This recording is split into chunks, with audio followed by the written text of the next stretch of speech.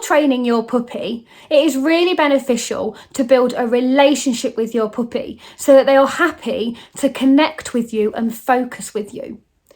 So what I tend to get a lot of owners doing in the early stages with their puppies, before we start any obedience training or work around distractions on walks, is we will work on building that focus and relationship.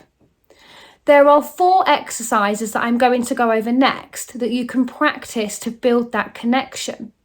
What I recommend that you do is you practice these at home, in the garden, and then take them onto walks in more quiet places before busier places.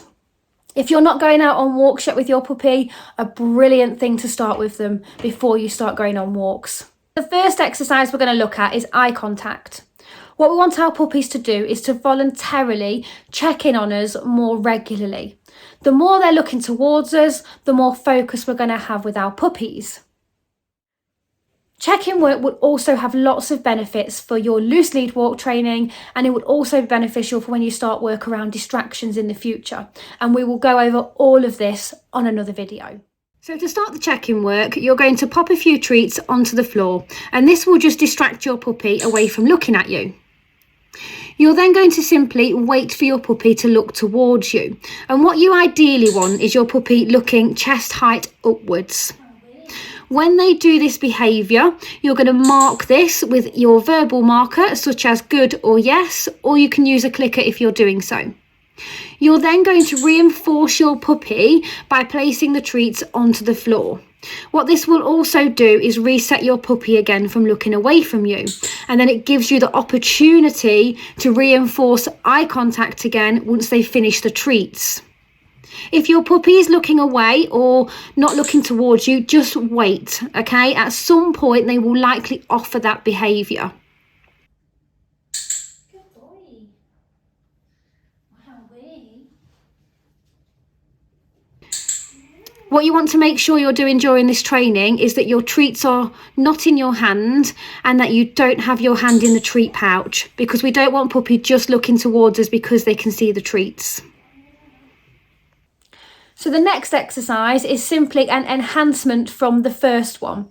So we're going to work on eye contact on the move. So all you're going to do is start moving around with your puppy, and when they continuously check in on you, we're going to reinforce that. What I suggest you do first is you do this without your puppy's equipment on, and then move to doing this with your puppy's equipment on, so the harness and the lead. Only do this once they are happy in their equipment. So as you can see here, I'm doing this exercise with the harness and the lead on my puppy. I'm walking around the garden, and every time puppy looks towards me, I'm marking and reinforcing my puppy. Notice how I'm feeding puppy to the mouth. You can also feed to the floor if you'd like, as you did on the previous exercise. It can be easier to feed to the mouth when you're walking along, particularly if you're using bouncy treats, so you don't want them sort of bouncing on the floor and flying into the road, etc.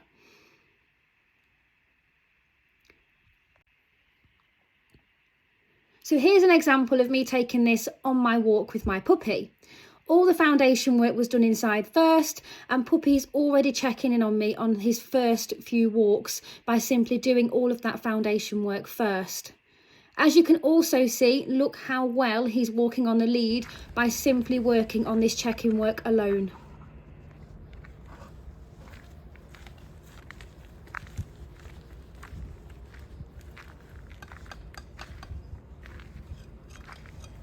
So the third exercise is name recognition. We need our puppies to respond to their name so that we can get their attention when we need to. This necessarily isn't going to be your recall, because we're going to teach a different cue for that. But it means that we can use this to get their attention. For example, on walks, if we're walking on a lead and they get a little bit distracted, we could say their name just to get their attention. So to train this behaviour, all you're going to do is you're going to toss a treat away from your puppy. What this does is it just gets your puppy away from you so that you can have the opportunity to then call them back with their name. What you're going to do is you're going to wait until puppy finishes the treat and they're just bringing their head up from the floor. You're then going to call their name and they should come flying back, and you're going to reinforce your puppy. Repeat this exercise over and over again until your puppy's response is getting better to their name.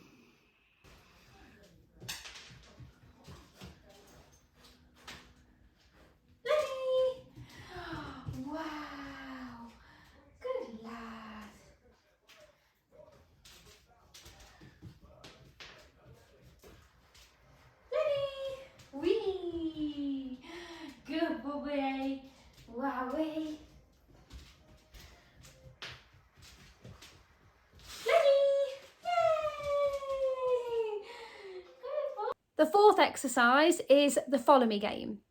So puppies in the early stages will follow us lots. So why not take advantage of this and reinforce this behaviour so it happens more in the future? So for the follow me game, you're going to do exactly as you did with the check-in work. You're going to place a few treats onto the floor, but this time you're going to briskly walk away from your puppy. You can walk in any direction as long as it's opposite to your puppy. You're going to wait for your puppy to follow you. So you're going to wait for the choice and that decision to follow you without you having to call them. When they catch up with you, you're going to reinforce that behaviour by throwing some treats onto the floor. Now, when you're throwing the treats on the floor, you can either just place them on the floor or you can gently toss them for your puppy to also chase. Some dogs like to chase, so you can make this into a much more fun game if you want to with your puppy. Once you've placed that treat onto the floor or thrown it, you're then going to walk in the opposite direction again and repeat this exercise. If you enjoyed this video, don't forget to like it, and if you're wanting more tips on all things puppy and how to train your puppy, then don't forget to subscribe because there's lots more videos coming out over the upcoming months.